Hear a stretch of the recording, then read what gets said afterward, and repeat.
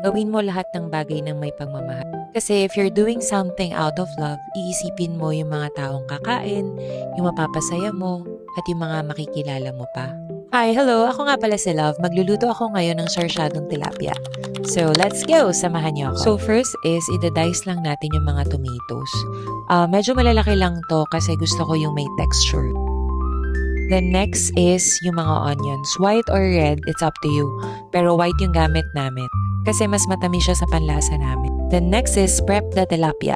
This one naman is yung tomatoes. Mas marami siya, mas masarap. So, finood process ko na yung mga tomatoes kasi napagod na kami maghiwa. Sa gisa, oil muna, luya.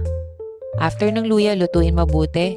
Kamatis. Ito yung dice na kamatis. Tapos, sunod is yung food process na kamatis.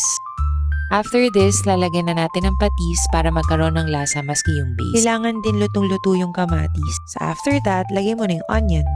Matagal lang talaga tong igisa. So habang hinihintay natin, pwede na natin lutuin yung tilapia sa deep fryer.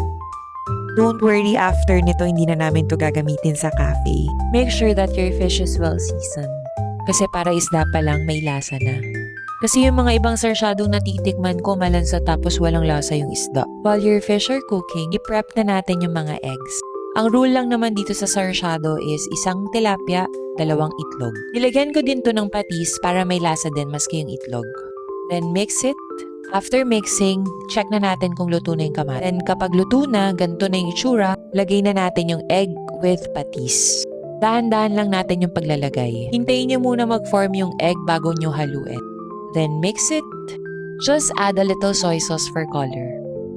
Then ihuli nyo na yung water. Yung sa water, onti lang depending on your taste. Kung mas maalat, mas maraming water. Then we're going to plate it already. Hindi ko na pala sinasama to sa sarsyado mismo kasi gusto ko pa medyo crispy yung tilapia. So on toppings na lang yung itlog at saka yung kamatis. Marami dapat kasi gutom na gutom sila. Ang dami naming customers today. So here, list of ingredients and kung paano lutuin, ilalagay ko na lang sa caption. Sana may natutunan kayo. If you have some questions, just write it down. And kung may suggestions kayo para sa dinner namin, lagay nyo lang sa comment box. Ayun lang, bye! See you later!